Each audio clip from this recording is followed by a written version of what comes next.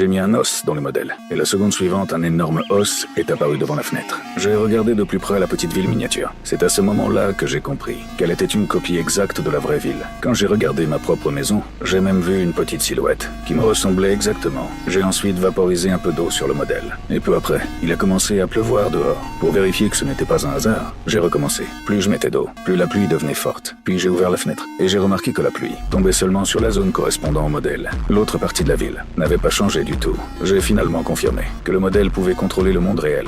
Au restaurant, les gens parlaient de la tempête de la veille. La propriétaire a dit que ses décorations avaient été abîmées. Pour me faire pardonner, je les ai repeintes avec du vernis à ongles. Le lendemain, la propriétaire a vu que toutes les décorations abîmées avaient été réparées. Elle était très heureuse. Devant une boîte remplie de plaintes, j'ai décidé de régler moi-même ces problèmes ignorés. Plus tôt, sur le chemin du retour, j'ai vu une vieille femme tomber. C'est à ce moment-là que j'ai appris que le gros trou sous ses pieds était là depuis 3 ans. Les habitants s'en plaignaient, mais personne ne l'avait jamais réparé. J'ai d'abord réparé le trou dans le modèle, puis j'ai utilisé une pince pour enlever les déchets et les arbres morts. L'environnement de la ville a commencé à changer petit à petit. Après une seule nuit, les rues sales sont redevenues propres. Le lendemain, tout le monde regardait les rues transformées. Personne ne croyait ce qu'il voyait. Même une famille qui voulait partir a décidé de rester. Pour attirer les touristes, j'ai créé un immense panneau lumineux à l'entrée de la ville. Très vite, les voitures ont commencé à arriver une par une. La ville est redevenue animée. Mais ce qui m'a déçu, c'est que quand je suis allé au supermarché, j'ai entendu les gens féliciter le maire pour toutes les bonnes choses arrivées récemment. Le maire n'a rien nié.